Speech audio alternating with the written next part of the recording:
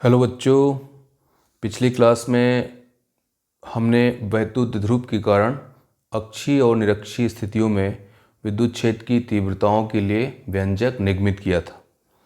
आज हम ये देखते हैं कि अगर किसी वैद्युत ध्रुव को किसी एक समान विद्युत क्षेत्र में क्षेत्र की दिशा से थीटा कोण बनाते हुए रख दिया जाए तो उस द्विध्रुव पर लगने वाले बल युग्म के आघूर्ण का फार्मूला क्या होगा। तो चलिए स्टार्ट करते हैं। कॉपी और पेन उठा लीजिए क्योंकि साथ साथ हम नोट्स भी बनाते जाएंगे। सबसे पहला काम है एक समान विद्युत क्षेत्र। सबसे पहले हम एक समान विद्युत क्षेत्र को परस्पर समांतर विद्युत बल रेखाओं के द्वारा दर्शाते हैं। एक विद्युत बल रेखा ये हो गई, ये और ये। इस एक समान विद्युत क्षेत्र वेक्टर ई में एक वैद्युत द्विध्रुव AB, ठीक है ना, एक वैद्युत द्विध्रुव AB जिसकी जो लंबाई है 2a,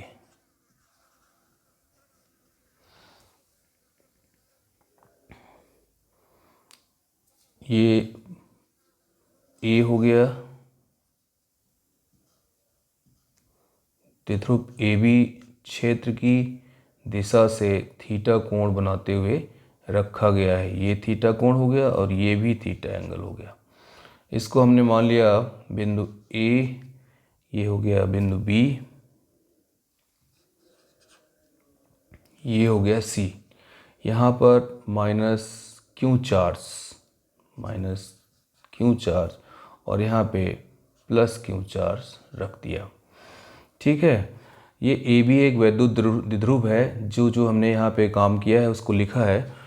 व्यंजक की शुरुआत भी यहीं से करेंगे। माना ए भी एक वैद्युत द्विध्रुव है जो एक समान विद्युत क्षेत्र वेक्टर ई में क्षेत्र की दिशा से थीटा कोण बनाते हुए रखा गया है, ठीक है ना। ये हमने इसको यहाँ पे रख दिया। जैसे ही हम द्विध्रुव को इलेक्ट्रिक फील्ड में रखेंगे, इसके प्लस क्यू चार्ज पर एक बल विद्युत क्षेत्र की दिशा में लगना शुरू हो जाएगा, प्लस क्यू ई, और माइनस क्यू चार्ज पर विद्युत क्षेत्र की विपरीत दिशा में एक बल काम करना शुरू कर देगा। उसको हमने नाम दे दिया माइनस क्यू ई, ठीक है ना।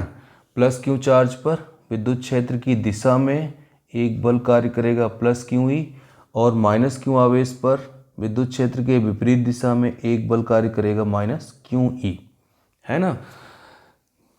अब ये दोनों बल क्या करेंगे, जैसे एक दो रस्सियां हैं, वो दोनों रस्सियां खींच रही हैं, तो ये दोनों रस्सियां जब खींचेंगी तो द्विध्रुव क्या होगा, घूमकर क्षेत्र की दिशा में आने का प्रयास करेगा। ये दोनों बल परिमाण में कैसे हैं, बराबर हैं, लेकिन इनकी दिशाएं कैसी हैं, विपरीत। एक बल विद्युत क्षेत्र की दिशा में है और दूसरा बल विद्युत क्षेत्र के विपरीत दिशा में है। फलस्वरूप ये दोनों बल मिलकर एक बल युग्म का निर्माण करेंगे, ठीक है ना। और ये बल युग्म द्विध्रुव को चुंबकीय क्षेत्र के समांतर लाने का प्रयास करेगा। हमने यहाँ पे लिख दिया है, इस स्थिति में विद्युत क्षेत्र E के कारण प्लस क्यू आवेश पर बल प्लस क्यू ई विद्युत क्षेत्र की दिशा में तथा माइनस क्यू आवेश पर बल माइनस क्यू ई विद्युत क्षेत्र के विपरीत दिशा में लगेगा। ये दोनों बल परिमाण में बराबर किंतु विपरीत दिशा में होंगे, अतः बल युग्म का निर्माण करेंगे, ठीक है। चलिए, इस बल युग्म को हम कहते क्या हैं, इस बल युग्म को हम कहेंगे प्रत्यानयन बल युग्म, रीस्टोरिंग टॉर्क।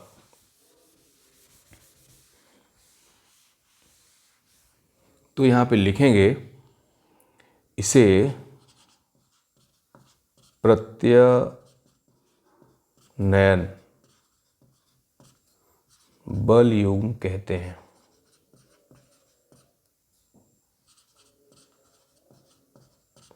इसे प्रत्यानयन बल युग्म कहते हैं। इस प्रत्यानयन बल युग्म का आघूर्ण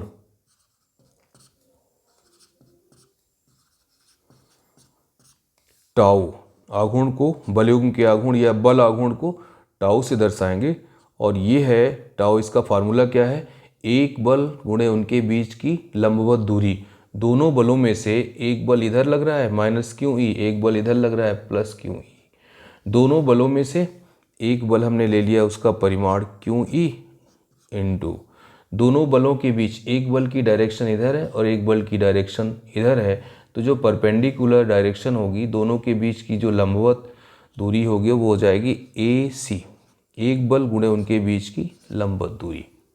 ये फर्स्ट इक्वेशन हो गया। अब हम यहाँ पर ए सी का कैलकुलेशन करेंगे। तो ए सी का कैलकुलेशन करने के लिए अब त्रिभुज कौन सा लेंगे, ए सी बी में, और ए सी बी में साइन थीटा कैलकुलेट करेंगे। Sine theta equal to A C upon A B के, equal to A C upon A B की वैल्यू कितनी है 2a के, या A C equal to 2a sine theta. समीकरण 1 में मान रखने पर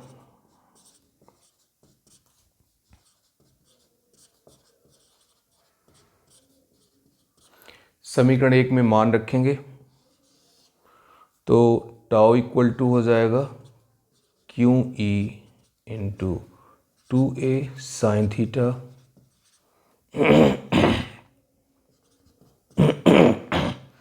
अब ये Q और 2a का जो गुणनफल है वो P कहलाता है, पहले से ही हम जानते हैं, वैद्युत द्विध्रुव आघूर्ण।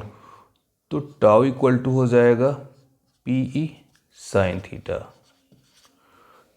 ये अपना बलयुग्म का आघूर्ण प्राप्त हो गया, यही अभीष्ट व्यंजक अपने को प्राप्त हो गया। इसको इक्वेशन नंबर 2 दे दिए। यहाँ पे हम लिख भी सकते हैं यही अभीष्ट व्यंजक है। तो एक समान विद्युत क्षेत्र में रखे वैद्युत द्विध्रुव पर कितना बलयुग्म लगता है, tau equal to PE sine theta. इसी को हम सदिश रूप में लिखते हैं। तो सदिश रूप में क्या हो जाएगा वो देखते हैं।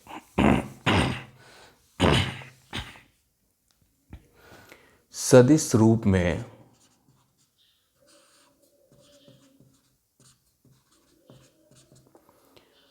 Vector tau equal to vector P cross vector E के, ये इसका वेक्टर फॉर्म हो गया।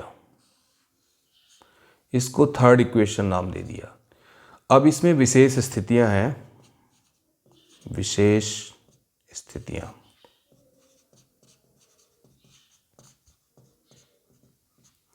विशेष स्थितियों में नंबर 1 है कि यदि थीटा जो है थीटा इक्वल टू 0 डिग्री हो। इसका मतलब ये हुआ कि अगर द्विध्रुव विद्युत क्षेत्र के समांतर हो या थीटा बराबर 0 डिग्री हो, तो समीकरण 2 से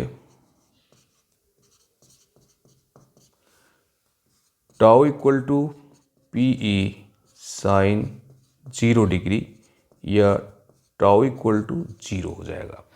तो अगर वैद्युत द्विध्रुव विद्युत क्षेत्र की दिशा के समांतर हो तो इस पर लगने वाला जो बल आघूर्ण है वो शून्य होता है, ठीक है ना। और इसको बोलते हैं द्विध्रुव की स्थायी संतुलन की अवस्था, है ना।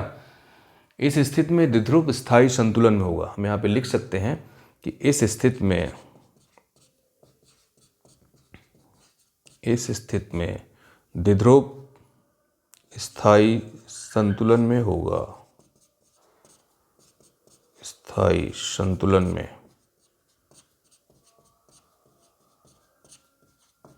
होगा। ये पहली स्थिति हो गई। अब दूसरी स्थिति में अगर थीटा की वैल्यू कितनी हो जाए 90 डिग्री, तब क्या होगा वो देखते हैं। विशेष स्थितियों में दूसरी स्थिति है नंबर 2, यदि थीटा इक्वल टू 90 डिग्री हो तो समीकरण 2 से tau equal to PE sine 90 degree की, या टाउ इक्वल टू किसके हो गया, पी ई की हो गया, और ये क्या है, अधिकतम। तो अगर द्विध्रुव जो है विद्युत क्षेत्र के लंबवत हो तो इस स्थिति में द्विध्रुव पर लगने वाला जो बलाघूर्ण होगा वो अधिकतम होगा। ठीक है ना। तो ये हो गया एक समान विद्युत क्षेत्र में रखे वैद्युत द्विध्रुव पर लगने वाले बलयुग्म के आघूर्ण के लिए व्यंजक। Thank you very much.